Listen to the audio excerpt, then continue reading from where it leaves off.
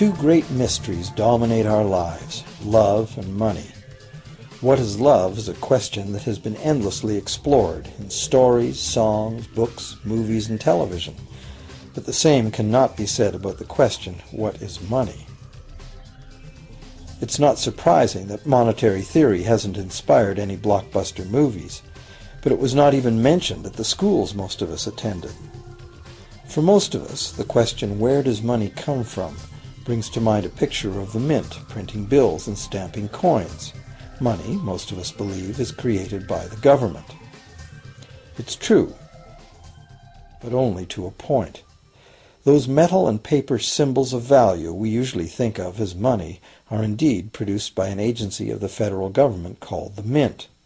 But the vast majority of money is not created by the mint. It is created in huge amounts every day by private corporations known as banks. Most of us believe that banks lend out money that has been entrusted to them by depositors. Easy to picture, but not the truth.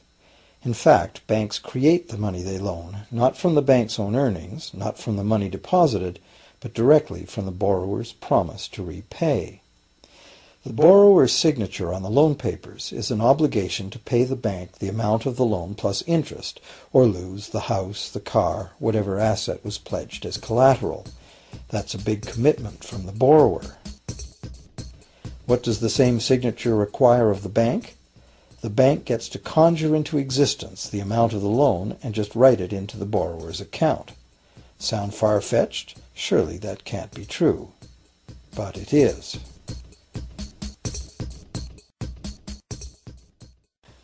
To demonstrate how this miracle of modern banking came about, consider this simple story, the goldsmith's tale. Once upon various times, pretty much anything was used as money. It just had to be portable, and enough people had to have faith that it could later be exchanged for things of real value, like food, clothing, and shelter.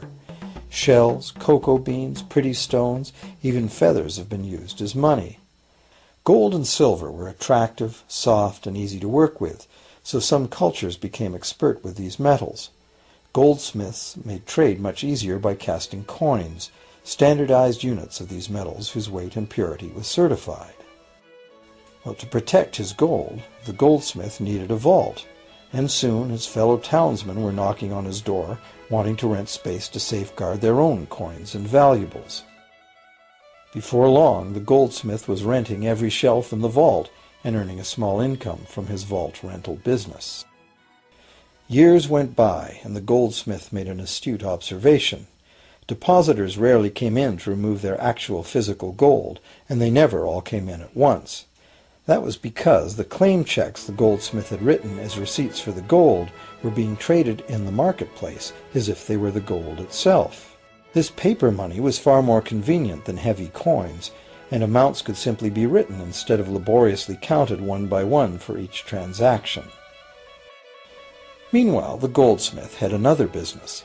He lent out his gold, charging interest. Well, as convenient claim check money came into acceptance, borrowers began asking for their loans in the form of these claim checks instead of the actual metal. As industry expanded, more and more people asked the goldsmith for loans.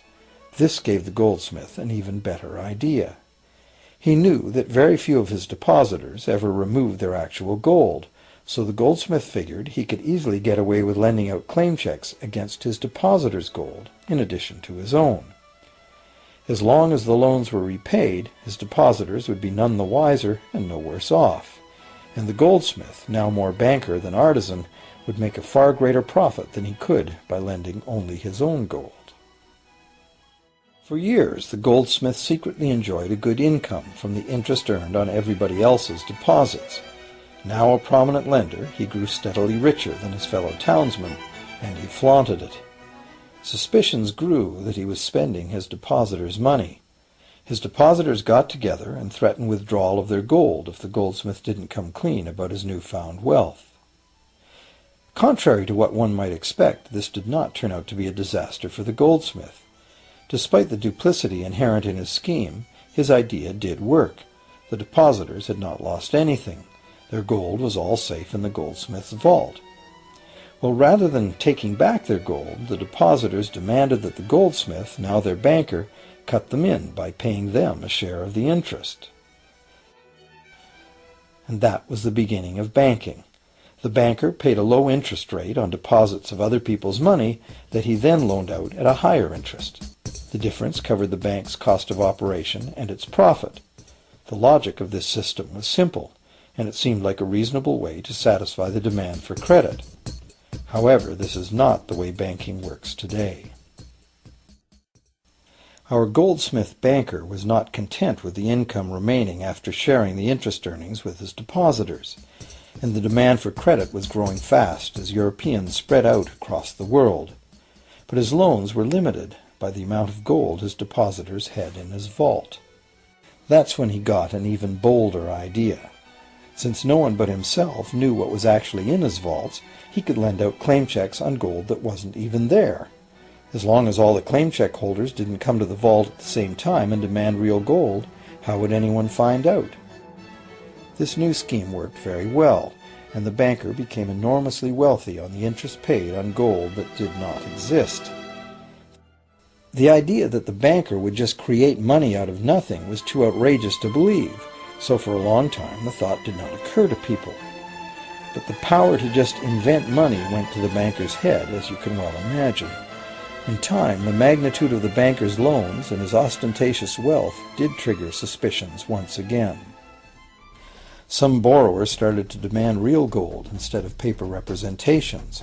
Rumors spread. Suddenly, several wealthy depositors showed up to remove their gold. The game was up.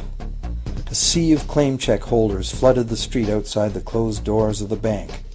Alas, the banker did not have enough gold and silver to redeem all the paper he had put into their hands. This is called a run on the bank, and it is what every banker dreads. This phenomenon of a run on the bank ruined individual banks and, not surprisingly, damaged public confidence in all bankers. It would have been straightforward to outlaw the practice of creating money from nothing. But the large volumes of credit the bankers were offering had become essential to the success of European commercial expansion, so instead the practice was legalized and regulated. Bankers agreed to abide by limits on the amount of fictional loan money that could be lent out. The limit would still be a number much larger than the actual value of gold and silver in the vault. Quite often the ratio was 9 fictional dollars to 1 actual dollar in gold. These regulations were enforced by surprise inspections. It was also arranged that, in the event of a run, central banks would support local banks with emergency infusions of gold. Only if there were runs on a lot of banks simultaneously would the banker's credit bubble burst and the system come crashing down.